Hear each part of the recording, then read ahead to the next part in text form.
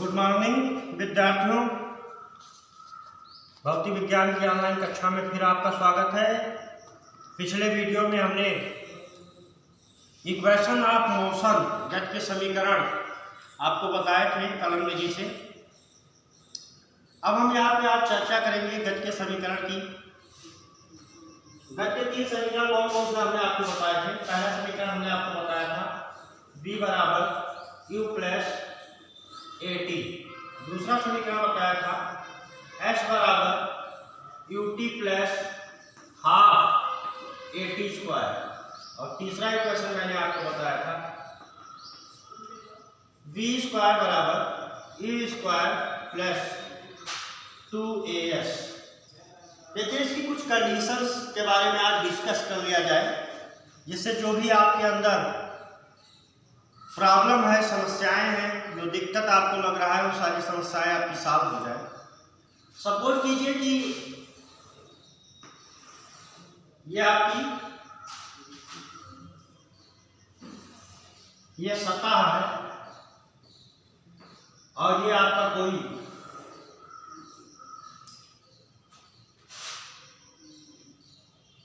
Tower है।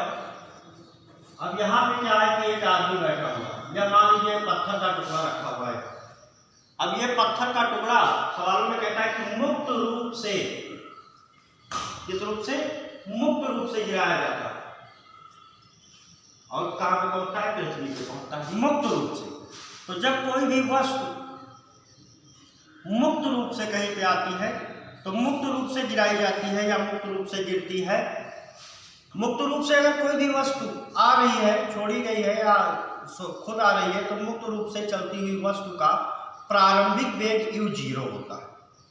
मुक्त रूप से अगर कोई वस्तु गिर रही है तो उसका प्रारंभिक वेग 0 होगा। इट मीन्स अगर कहीं पे भी मुक्त रूप से गिरते हुए किसी पिंड की बात करेंगे तो उसका प्रारंभिक वेग u क्या रखेंगे? 0।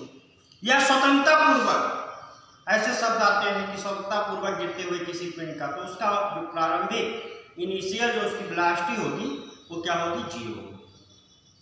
अब एक बात और होती है कि गति के समीकरण की डिस्कशन करते हैं कि यदि अगर हम कोई पिंड को नीचे से ऊपर फेंकते हैं या ऊपर से नीचे आ रहा है, यानी गुरुत्व के अधीन गति कर रहा है। मान लीजिए कि कोई वस्तु यहाँ से नीचे की ओर आ रही है। कहाँ आ रही है? नीचे की ओर। तो जब भी कोई वस्तु ऊपर से नीचे की ओर आता है तो हम उसमें क्या परिवर्तन करते हैं गति के समीकरण में? यहाँ पे हम लिखे देते हैं, यदि कोई वस्तु ऊपर से पृथ्वी के सतह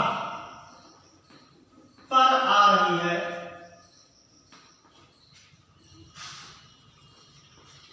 अर्थात गुरुत्व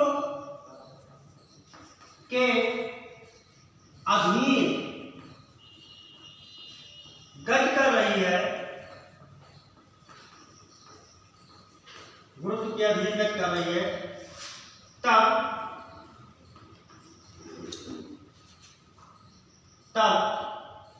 त्वरण एक स्थान पे प्लस जी लिखा जाता है। एक स्थान पे क्या लिखा जाता है? प्लस जी लिखा जाता है। और विस्थापन s के स्थान पे h लिखा जाता है। सेम ऐसे ही यदि कोई वस्तु नीचे से ऊपर, जैसे नीचे से अर्थात पृथ्वी की सतह से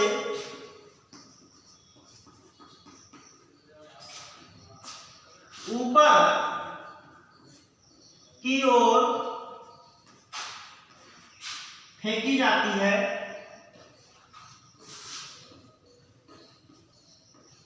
तब त्वरण a बराबर -g और एस बराबर विस्थापन एस बराबर एच।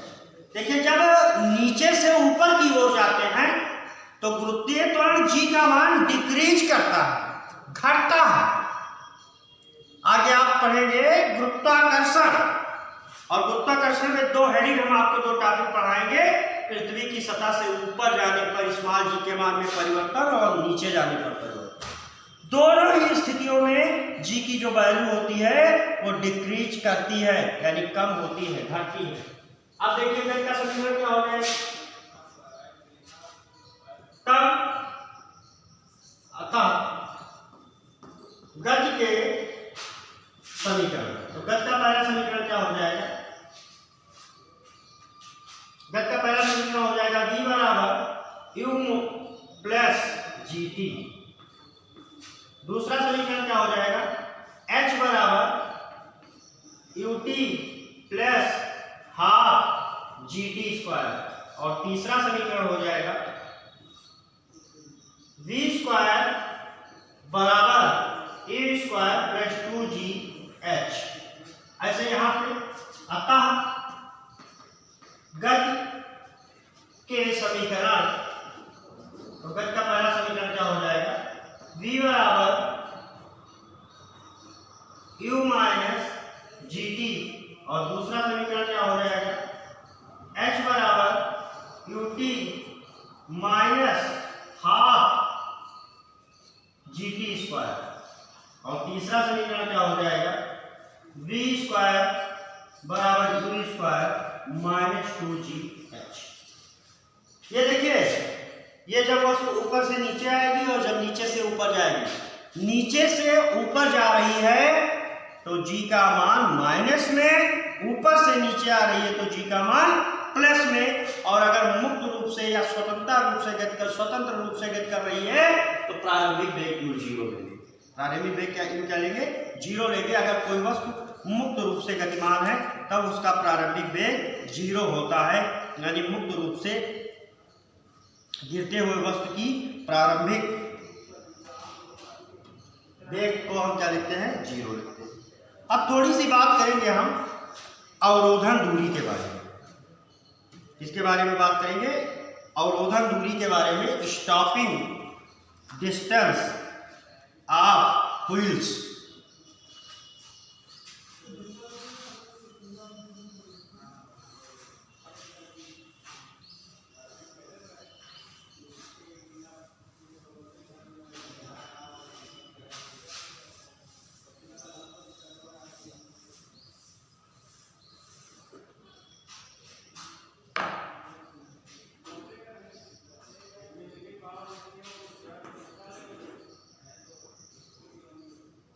स्टॉप। अब अगला जो हमारा हेडिंग है वो क्या है, अवरोधन दूरी। अवरोधन दूरी के बारे में हम डिस्कस करेंगे कि अवरोधन दूरी किसे कहते हैं। Stopping distance of wheels.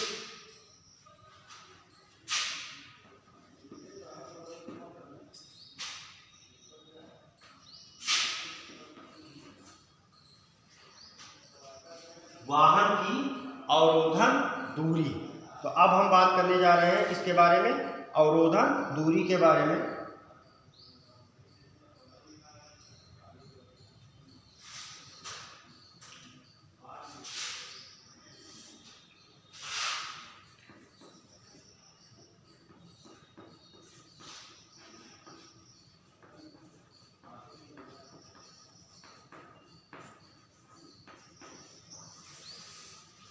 देखिए, मान लीजिए कि किसी वाहन को आप ड्राइव कर रहे हैं, बाइक चला रहे हैं, कार चला रहे हैं, अदरवाइज मान लीजिए कि बस है या कोई भी वाहन आप ड्राइव कर रहे हैं, खुद से चला रहे हैं या आप उसमें बैठे हैं।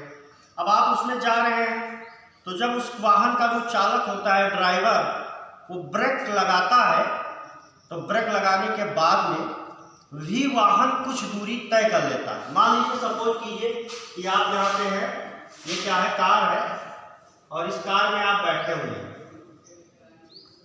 ये कार आपकी है और कार में आप क्या है, बैठे हैं, और आपने क्या किया, ब्रेक लगाया, यहीं पे ब्रेक लगा दिया। अब ब्रेक लगाने के बाद में भी इतनी दूर तक कार चला, यानी ब्रेक लगाने के बाद में भी वाहन आपका थोड़ी दूर आगे निकल जाता है।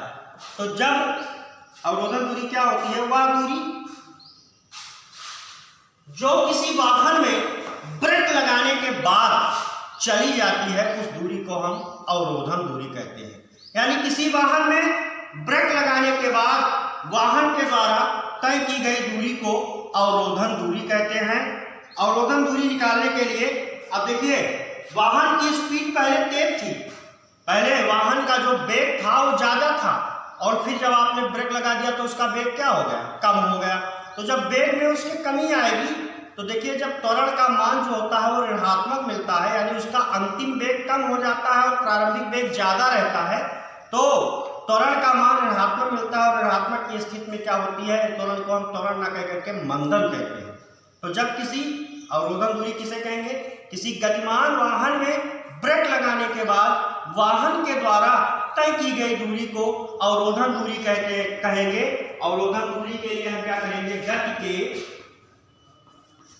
गति के तीसरे समीकरण से, तो गति का तीसरा समीकरण क्या होता है, v² बराबर u² प्लस 2as।